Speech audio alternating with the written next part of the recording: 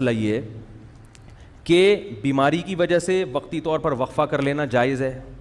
سمجھ میں آ رہی ہو بات؟ اسی طرح عورت کے لیے بچہ سنبھالنا، ایک جڑواں پیدا ہو گیا، بگلے بھی جڑواں ہوں گے وہ، اور اتنی آمدن نہیں ہے کہ وہ دائی رکھیں گھر میں یا ڈے کیئر میں جمع کرائیں ان بچوں کو، خود ہی پالنا پڑتا ہے اور گھر میں اور بہت سارے کام بھی ہیں. تو اس نیت سے اگر کوئی کرنا چاہے وقفہ تو اللہ کی طرف سے پابندی بولو بھائی نہیں ہے.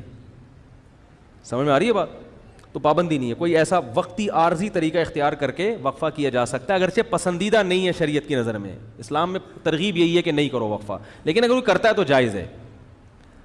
لیکن یاد رکھو اس نیت سے وقفہ کرنا کہ میں اسکول کی فیسیں کہاں سے بھروں گا. تمام علماء چاہے دیوبندی ہوں، بریلوی ہوں، اہل حدیث ہوں، چاہے وہ عرب ہوں چاہے وہ عجم ہوں، اس پہ پوری دنیا کے علماء کا ایک اجلاس ہوا تھا، دلائل سے بحث ہوئی تھی. سب کا متفقہ فتویٰ ہے کہ اس نیت سے کہ میری جیب پہ بوجھ نہ پڑ جائے، اس نیت سے وقفہ کرنا حرام ہے، گناہ کبیرہ ہے، اللہ پہ الزام ہے، اللہ کے عذاب کو دعوت دینے والی بات ہے. اللہ کو غضب آئے گا. جس خدا نے تجھے پلا کے اتنا بڑا کر دیا، تو یہ سمجھتا ہے کہ تیرے باپ کی کیلکولیشن کی وجہ سے تو پلا ہے. اب تو اگلی نسل کو اس لیے روک رہا ہے کہ کھلائے، تو کھلاتا ہے یا میں کھلاتا ہوں.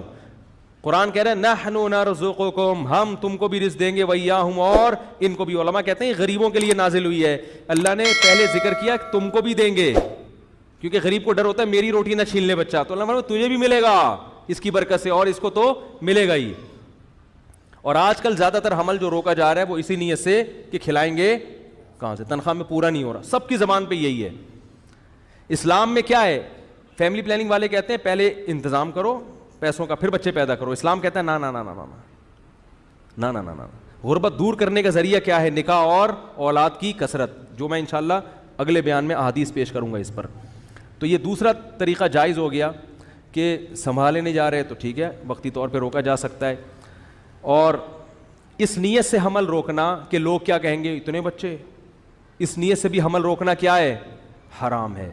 اسی طرح علماء کا اجماع ہے کہ اس نیت سے حمل روکنا کہ بیٹی نہ پیدا ہو جائے. مثلا کسی کی 6 بیٹیاں ہو گئیں، اب وہ کہہ رہا ہے یار اگر ایک اور بیٹی ہو گئی میں تو جیتے جی مر جاؤں گا، اس لیے حمل روک رہا ہے. اس نیت سے بھی حمل روکنا کیا ہے؟